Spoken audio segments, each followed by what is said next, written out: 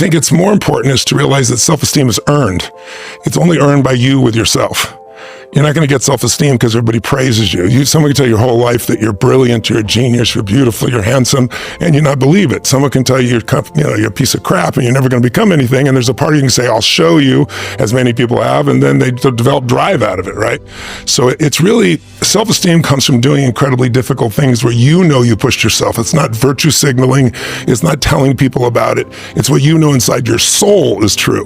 And the more you do things that are incredibly difficult, and especially things that are meaningful, meaning they're not just about yourself, the higher that esteem would be. I think the most important thing for self-esteem is to find something you care about more than yourself. When you find something you care about, whether it's your kids or whether it's something, your job, your career, whether it's a mission you have, or that's something you want to bring to the world, nonprofit, doesn't matter what it is.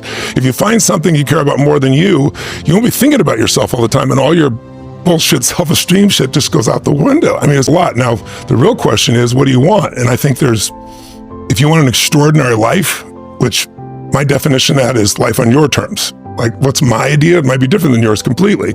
Some people, it's 3 beautiful children, a white picket fence. Some people, it's building a multi-billion-dollar business. Somebody else, it's writing poetry, right? So instead of looking for somebody else, it's like, okay, what do you really want from your life?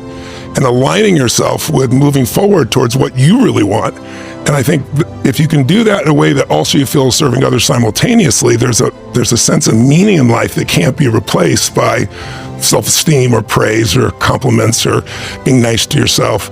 And being overly tough on yourself usually comes by making, comparisons that don't make sense. Saying, it's good to be strong with yourself, but beating yourself up just lowers your energy. And when your energy gets lower, you produce less, right? You don't have the same level of joy. You don't have the impact that you want to have, nor do you have the excitement that you really want to have. So I look at it as something that it's worth earning your own self-esteem, but it's really not the secret. The secret is find something else you obsess about more than yourself, and you'll have a level of energy that will compel you over the long term. Now, I'm going to be 65 in a few weeks, so I have a little perspective on this. It doesn't mean it's the right perspective, but I think when I began with a fuel, which one of my original mentors, Jim Rohn, used to have this phrase. He used to say, Tony, don't worry about it. If you give your all every day, your gifts will make room for you.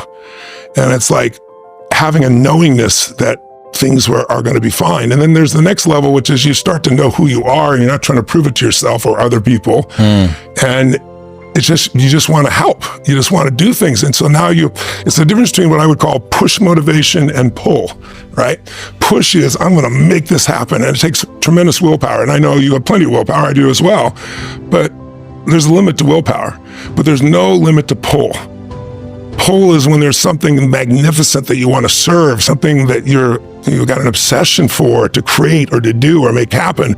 And that you don't lose that energy. You don't lose those components, and you're able to laugh and enjoy along the way. It's like you can engineer your life to have more happiness.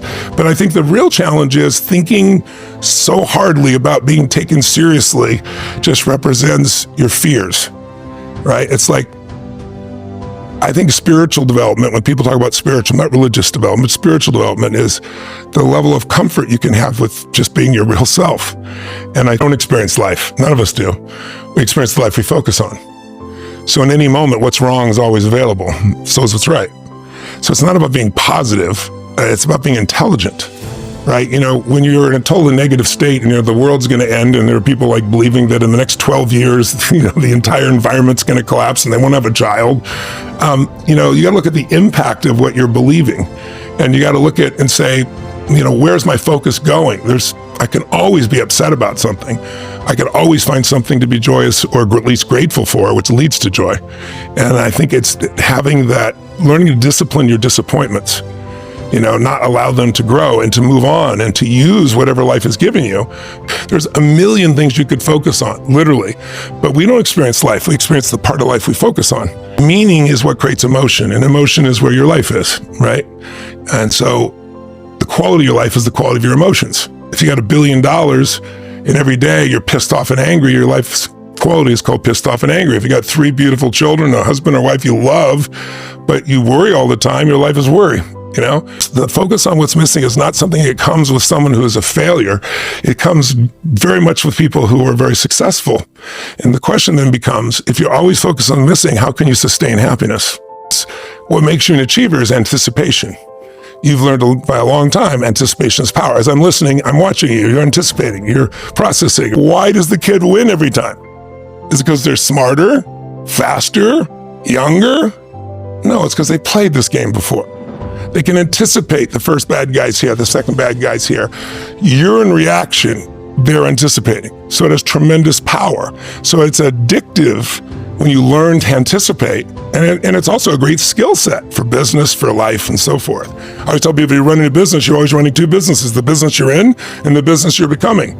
If you only focus on the business you're in, someone's going to replace you. If you only focus on what you're going to become, you're going to have the cash flow to be able to get to that place, right?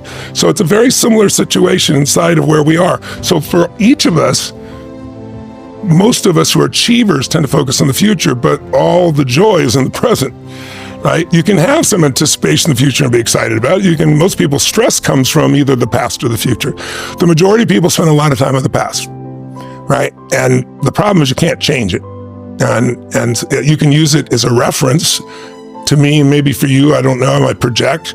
You've probably come a long way, and the contrast of remembering where you were and who you've become is probably a beautiful thing. But if you use it that way, but most people go back and they ruminate about the past, or they ruminate about a future that they can't control, and the present's there. So the goal is, ideal is fuel. The ideal fuel is a combination of the two. Present that gives you that centered grounding, and anticipation for the future, the ability to bounce back and forth